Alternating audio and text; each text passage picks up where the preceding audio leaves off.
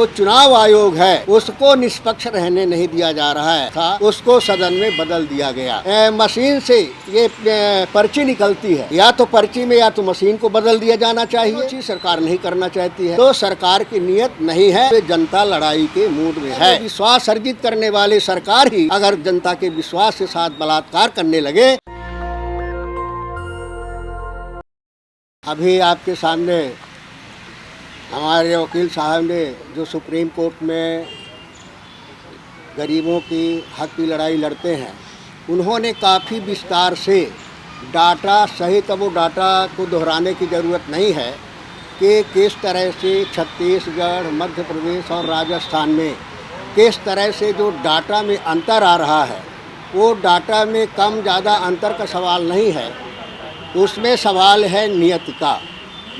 और अगर नियत खराब हो तो फिर सारी गड़बड़ी हो जाती है। प्रजातंत्र में जनता ही सबसे बड़ी ताकतवर होती है और जनता के लिए ही सरकार काम करती है। जनता के हक अधिकार के लिए, उनके स्वाभिमान सम्मान के लिए सरकार काम करती है और उसे माध्यम से इलेक्शन कमीशन भी काम करता है। इलेक्शन कमीशन का काम यही होता है कि जो जनतंत्र है और जनतंत्र की प्राण जो जनता है, उसके विश्वास को, उसके हक अधिकार को किस तरह से संरक्षित रखा जाए, किस तरह उसमें किसी तरह की आँच ना आए, ये दायित्व सरकार का और चुनाव आयोग का होता है। लेकिन जिस तरह से परिस्थितियां घटित हो रही हैं, जिस तरह से आंकड़े सामने आ रहे हैं, जिस तरह से फील्ड में जहां वोटिंग होती है वहां की जो परिस्थितियां आती है, इससे लगता है कि निश्चित रूप से सरकार के इलेक्शन कमीशन की नीयत ठीक नहीं है। हम लोग जब पोलिंग बूथ में जाते हैं तो पोलिंग बूथ में हमने स्वतः देखा है कि मशीन का ट्रायल किया जाता है और ट्रायल में किसी बटन को दबाओ तो एक ही चुनाव चिन्ह पर उसका निशान जाता है और इसके बाद उसको बदल दिया जाता है, दूसरी मशीन लगा दी जाती है। हम ये कहते हैं कि संदेह पैदा होता है कि एक ही बटन दबाने से क्यों दूसरे उसमें वो चुनाव चिन्ह जाता है, क्यों उसको इंगित करता है। किया नहीं किसी ने, गड़बड़ी से हुआ, धोखे से हुआ, अचानक हो गया, लेकिन हो क्यों गया। तो जो चीज़ अचानक हो सकती है, धोखे से हो सकती है, वो चीज़ जानबूझ करके भी की जा सकती है। और दूसरा, ये जो आंकड़े डिफरेंसेज आ रहे हैं, क्यों आ रहे हैं, वहाँ तक कैलकुलेटर है।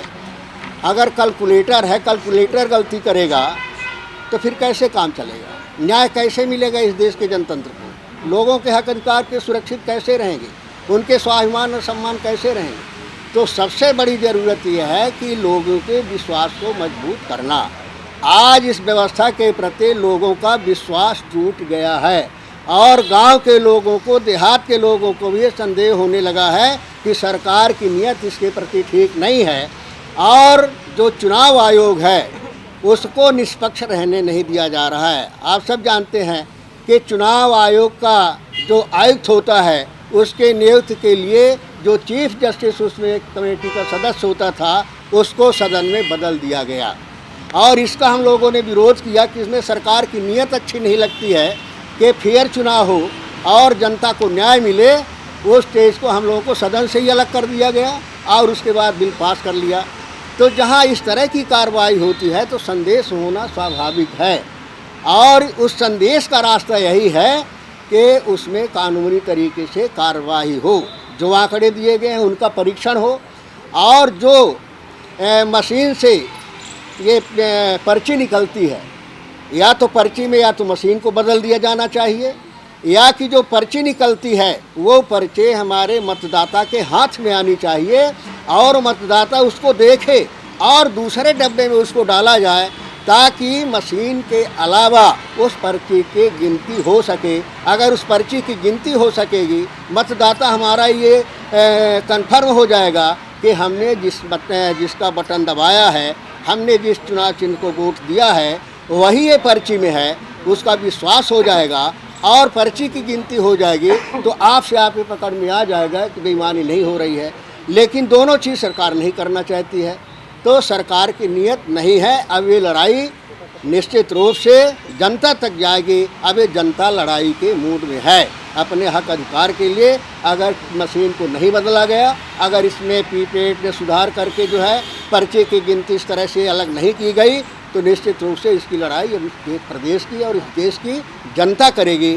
क्योंकि जनतंत्र में जनता ही सबसे बड़ी ताकत होती है। अगर जनता का विश्वास टूट जाएगा तो प्रजातंत्र कमज़ोर हो जाएगा, देश टूट जाएगा, देश प्रगति और विकास नहीं कर सकता है। और इन सारी बातों के प्रति सरकार की नीयत ठीक नहीं लगती है। और जब नीयत ठीक नहीं हो तो फिर लोगों का भला नहीं हो सकता है। फिलहाल ने कहा था कि लहर लहर में तगारों की नज़र टेढ़ी हो, कल के चमन पर बहारों की नज़र टेढ़ी हो, कैसे पहुँचेगी पालकी पिया के देश, यदि भोली दुल्हन पर कहारों की नज़र टेढ़ी हो, कहारों की नज़र टेढ़ी हो।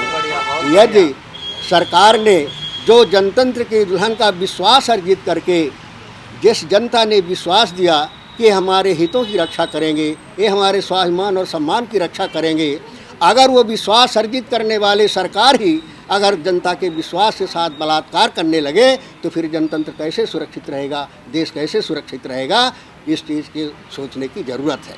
मैं इतना ही कहना चाहता हूँ कि मीडिया एक स्तंभ है, एक ताकत है।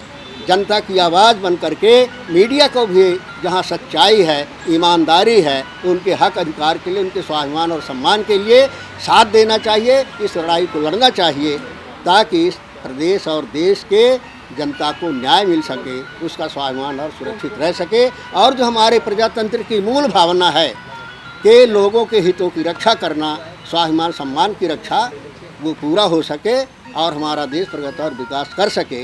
नेशनल दस्तक की आपसे गुजारिश है कि अगर इसको बचाना चाहते हैं तो नेशनल दस्तक को सब्सक्राइब करने के लिए रेड कलर के सब्सक्राइब बटन को दबाएं, फिर बेल आइकन की घंटी दबाएं। नेशनल दस्तक को बचाने के लिए बहुत ज़रूरी है कि हर खबर को शेयर करें, लाइक करें, कमेंट जरूर करें।